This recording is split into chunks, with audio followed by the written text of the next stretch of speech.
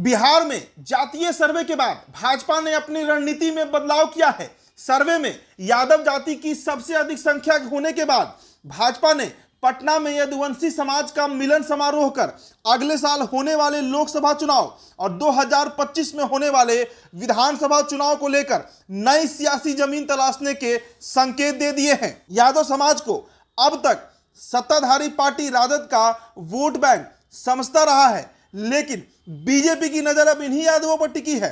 BJP मंगलवार को पटना में यदुवंशी समाज मिलन समारोह में 21,000 लोगों को भाजपा की सदस्यता ग्रहण कराने का दावा कर रही है।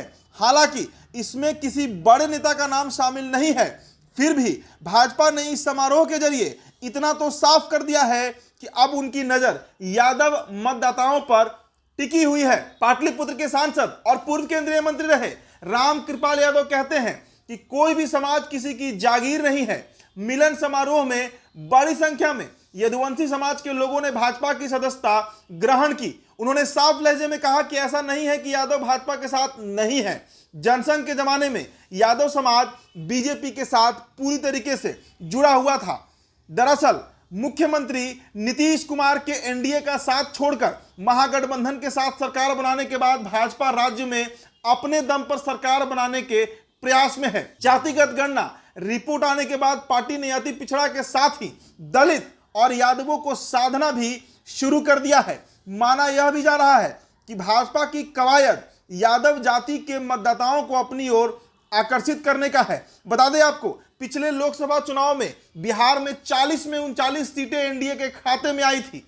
अगले लोकसभा चुनाव में अगर यादव मतदाताओं का कुछ भी हिस्सा बीजेपी के साथ आया तो पार्टी को जहां लाभ होगा वहीं इसका सीधा नुकसान महागठबंधन को उठाना पड़ेगा।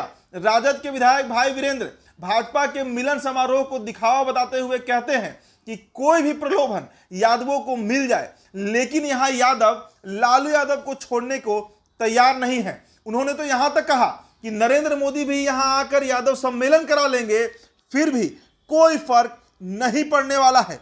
बीजेपी की इस पूरी कवायद को लालू यादव ने मजाक में उड़ा दिया। हालांकि यदुवंशी सम्मेलन में पहुंचे यादव समाज के लोगों ने लालू परिवार को करप्ट बताते हुए बीजेपी को वोट देने की बात कही है। सियासी जानकार मानते हैं कि लालू यादव के परंपरागत वोट को खिसकाना कोई बच्चों का खेल नहीं है। कई वरिष्ठ पत्रकार ये बात कहते हैं कि बिहार में यादव और अति पिछड़ों को लेकर लालू यादव पहले से चलते रहे हैं। बिहार में हाल के दिनों में हुए उपचुनाव में उनका यह समीकरण काम करता नहीं दिखा है। इतना ही नहीं, जदयू के वोट भी राजद के कैंडिडेट को समर्थन नहीं कर पाए हैं। गोपालगंज और कुढ़नी सीट पर बीजेपी को विजय हासिल हो गई। जदयू और राजद के अंदर मंथन का दौर भी चला।